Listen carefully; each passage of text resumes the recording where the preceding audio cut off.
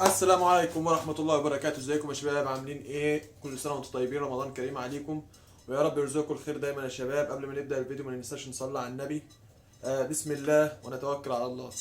النهاردة قابلتني مشكلة وهي عن ان الحمام مريح، او الحمام اللي ما بيضش، او الحمام اللي قاطع بقاله فترة مدة زمنية طويلة، او الحمام اللي عندك شغال وفي نفس الوقت بدأ يديك حصى ايه، ما بيخصبش، او الانتاج ما بتبيضش. احنا لازم نعرف الاسباب الاول. ثانية واحدة الاول، بعد نعدل التصوير، بعد كده نرجع لكم تاني. تمام كده، تمام يا شباب. طيب احنا عايزين نعالج الاول الاسباب الخارجية. يعني ايه الاسباب الخارجية؟ انا عندي دلوقتي قص اهوت، لاحم او استرالي وزار، اي حاجه من الانواع. القص دوت ما بطش بقاله فتره، احتمال كبير ان يكون دول ذكرين او انتيتين. طيب لو انتيتين ممكن يبيضوا وممكن ما يبيضوش. طيب وممكن تكون النتايه مش واخده الذكر او الذكر مش واخد النتايه. يبقى رقم واحد، هنعمل ايه بقى في في القص ده؟ هنعزل الذكر عن النتايه. هنعزل الذكر عن النتايه، ويكون الذكر يستحسن ان يكون في عين قدام النتايه، او النتايه في عين قدام الذكر. تمام، لمدة 4 5 أيام. بعد كده نرجع النتاية في باب الذكر. مش هتودي الذكر في باب النتاية، لا، هتودي النتاية في باب الذكر. ديت من أهم الحاجات في إن الحمام مريح أو ما يبيضش. دي رقم واحد. رقم اتنين، ممكن يكون بسبب الأكل.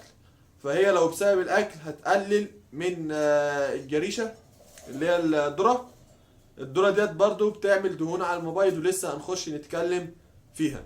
طيب احنا دلوقتي اتكلمنا عن الاسباب الخارجية. الاسباب الداخلية بقى، رقم واحد، ممكن تكون انت يعني ايه، حدا تريس على الموبايل.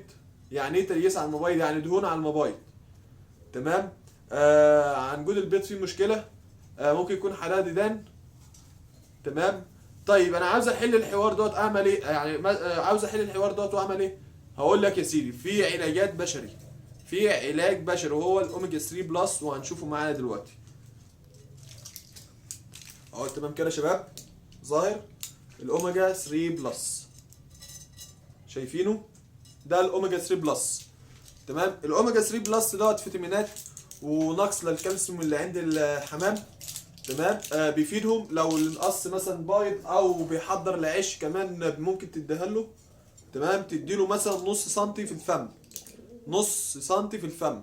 طيب لو انت عندك الحمام جماعي وعاوز تديله في الوقت، بتجيب حبايه. اوريك مثال دلوقتي.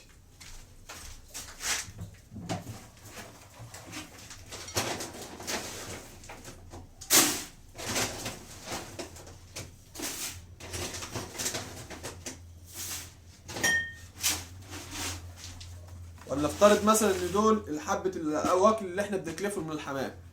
ده حبه الكلفه بتاعتنا اللي بنكلفهم للحمام. هنعمل ايه؟ بنجيب الحبايه الاوميجا 3.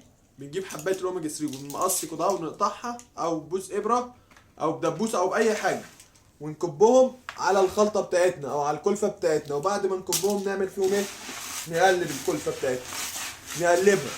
وبعد ما نقلبها نحطها وجبه للحمام. تمام. دي رقم واحد. طب رقم اتنين، الاوميجا 3 بلس، انت ممكن تجيب الحبايه وتجيب السرنجه عاديه، سرنجه عاديه، وتحط الابره فيها اهي زي كده يا شباب. وهتفضي الزيت جوه الكبسوله عشان الزيت دوت ما يطلعش على وش الفرد، ما يبهدلش الريش بتاع فرد الحمام. طيب احنا هنعمل ايه بديت؟ هنقوم شايلين الابره كده.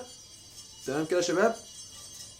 وجايبين مثلا، وليفترض هنجيب، بسم الله، النتايه دي.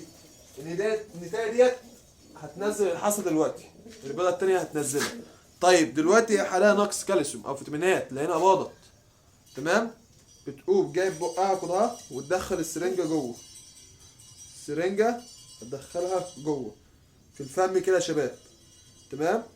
وتديها نص سنتي، يعني بس ايه، بديها بالراحه عشان الفرد ما يتعبش. نص سنتي للفرد. تمام. ودي نفس النظام، النتايه دي لقينا حصت معانا. احلى حاجه يا شباب في الحمام انك تجيب حمام من واحد ثقه، من واحد ثقه. يعني الاصل دوت احنا لسه منزلين عنه الفيديو النهارده اللي هو متصور امبارح. بسم الله ما شاء الله النتايه حصت بقى لها عندي 3 ايام، كانت عندي في العزل تحت، يا دوب طلعتها حصت على طول. هنديها يا شباب عشان هي باضت فهيكون عليها نقص كالسيوم وفيتامينات. تمام يا شباب.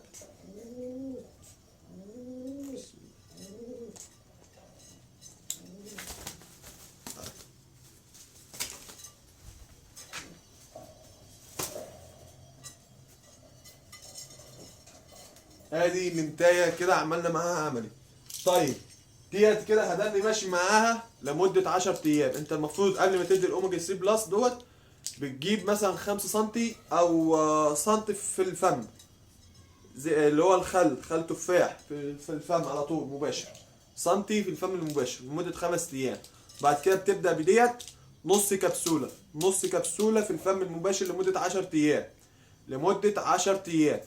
طيب القص ده طلع له عندي فتره ومريح، القص ده طلع له عندي فتره ومريح. انا عارف ان الذكر شغال، النتايه معرفش هل هي شغاله ولا لا. انا معرفش ان النتايه شغاله ولا لا. هقوم جايب حبايه،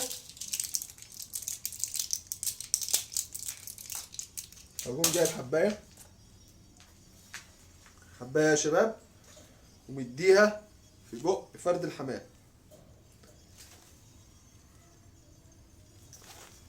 وما سيبهاش الا لما انزل الحبايه في ايه من زورها لبقها. طيب نديها شويه ميه ولا ايه؟ نزلت، اتاكد الاول. طيب انا اديتها حبايه، كامله. مش اجي تاني يوم واديها، لا، تصبر عليها مده مثلا يومين 3. لو انت عاوز تديها التالت يوم عادي مفيش مشاكل، يعني بكره تسيب وبعده تدي مفيش مشاكل. تمام يا شباب. ده برضو هندي للنتايه بتاعتي. بسم الله. برضو النتايه ديت هنديها.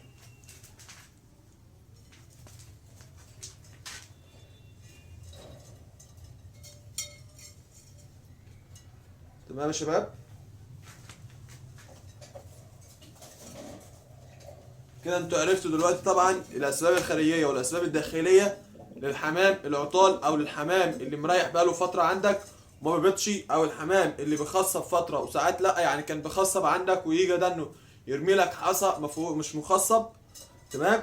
تشتغل معاه بالاوميجا 3 بلس، وان شاء الله ربنا هيكرمك وهيخصب وهيديك انتاج من وراه. تمام. وان شاء الله يكون لنا فيديو جديد عن زياده الانتاج للحمام، يعني ازاي تخلي كثره الانتاج عندك زياده، او الحمام شغال مش مريح على طول. وفي نقطه، يعني لو الحمام عندك قالش يستحسن انك تعزل حمام قالش، بتشتغل معاه فيتامينات لانه ده محبوس. تمام. وبتعزل الذكر عن النتايه لمده فتره القلش. بعد لما فتره القلش تخلص بترجع النتايه للذكر بتاعها. تمام يا شباب. تعالوا يلا بينا نتفرج على الحمام بتاعنا النهارده واوريكم القص الوزار. بسم الله ما شاء الله. ادي القص الوزار اللي احنا جبناه امبارح، طلعناه فوق في السلاكه، الحصى بتاعته. تمام. النتايه البيضه ديت مش تبعه، والبيضه دي نفس النظام مش تبع القص ده. البيضه دي والبيضه دي مش تبعهم، امال تبع ايه؟ تبع القص ده. القص دوت طلع مش البيض بتاعه مش مخصب، البيض بتاعه مش خصب المره دي. رحنا احنا استفدنا من وراه. تمام. جبنا بيضة القص الاسترالي، دي بيضة الاسترالي. تمام. معلمينها اهو، دي بيضة الاسترالي احنا معلمينها. تمام. ودي بيضة الوزار، ودي بيضة الوزار. تمام كده يا شباب. طيب انا معلم ديت ليه بقى؟ معلم ديت بحيث لما تحص التانية، نعرف الهين، لان ديت مش مخصبة. ديت كده لما ايه لما تيجي تبيض البيضه التانية هنعرف ان ديت ايه اللي هي القديمه. طيب الاسترالي ده احنا هنسيبه ينام على بيضه، الاسترالي هنسيبه ينام على بيضه. الوزار لا، هناخد بيضه ونحطه تحت القص الزواجل دول بحيث ربنا يكرمنا من وراهم. وهبقى اقول لكم اسم الراجل اللي انا جايب منه الحمام الوزار لو حابين تتعاملوا معاه. تمام، ده برضو من ضمن الحمام. بسم الله الرحمن الرحيم. البيضة التانية فكت اهي يا شباب، البيضة التانية لسه فكة. بسم الله الرحمن الرحيم، بسم الله ما شاء الله. هيواكلوه دلوقتي وربنا يكرمنا من وراه. تمام، ده اللي طالع امبارح، ده اللي طالع امبارح وربنا يكرمنا برضو من وراه. تمام يا شباب. وده القص ده لسه ما حصاش، وده لسه ما حصاش. ايه اللي معانا محص تاني اهو. بسم الله الرحمن الرحيم. الانتهاء الزاجل مع الذكر الزاجل الشعبي او الرماية بمعنى صح. تمام. ايه معانا تاني؟ دي الزغاليل بتاعتنا. اهم حاجة يا شباب مواعيد الوكل. انا النهاردة كلفتهم لمدة ساعة، خلصوا الوكل قلبته على طول نفس النظام. قلبت اهو، قلبت نفس النظام، قالب نفس النظام. تقلب المكلف على وشه عشان مش يزبلوا فيه، عشان فرد الحمام ما يزبلش فيه. تمام. ده اللي سبته قدامه الوكل، ده اللي سبته قدامه الوكل عشان في زغلول تحته. بسم الله ما شاء الله. الزغلول القطاطي اللي تحته سيبنا تحت معاه الوكل عشان الزغلول القطاطي اللي تحته. تمام يا شباب. ده برضو كانت حلقتنا النهاردة، كانت حلقتنا على الحمام اللي مش بيخصب والحمام المريح. تمام. يا رب تكونوا استفدتوا شباب. كان معاكم اخوكم محمد احمد في قناة يعني تربية تنويعية في الحمام. يا رب تكونوا استفدتوا يا شباب. ولو انت مشترك معانا اتمنى ان انت تدعمنا بلايك وتكتب لنا كومنت حلو. ولو انت لسه اول مرة تشوف الفيديو بتمنى منك انك تنزل دلوقتي تدوس على كلمة اشتراك وتفعل زر الجرس ليصل كل جديد. والسلام عليكم ورحمة الله وبركاته.